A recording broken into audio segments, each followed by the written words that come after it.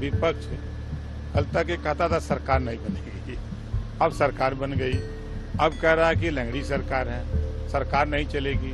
5 साल जब सरकार चल जाएगी तब क्या कहेंगे। सुहेलदेव भारतीय समाज पार्टी के संस्थापक राष्ट्रीय अध्यक्ष ओम प्रकाश राजभर ने कहा, नरेंद्र मोदी ने लोगों के लिए जो किया है उसके लिए लोगों ने उन्हें तीसरी बार अपना प्रधानमंत्री चुना।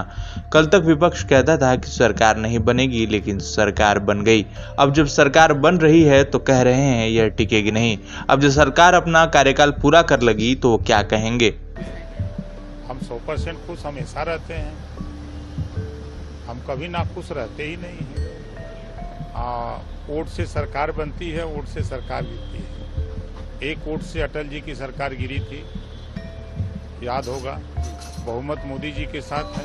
पहले ही एनडीए गठबंधन ने पहली बार, जो गठबंधन था, पहली बार ही प्रधानमंत्री का चेहरा घोषित करके चुनाव लड़ा और प्रधानमंत्री की कुर्सी पर बैठाने के लिए सब लोग पहले से मन बनाए हुए।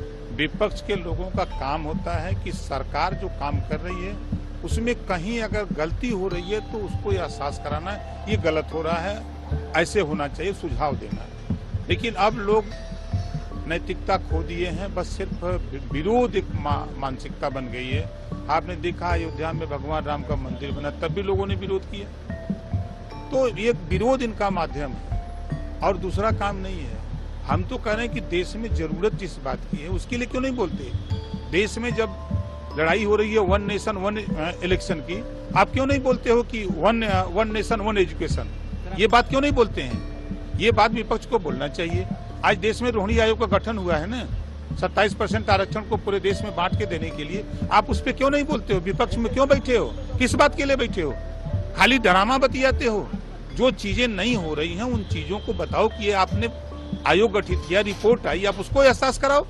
आप बिना वजह का फिजूल की बात करते हो भाई। हम तो देखिए सिद्धांत की राजनीति करते हैं भैया।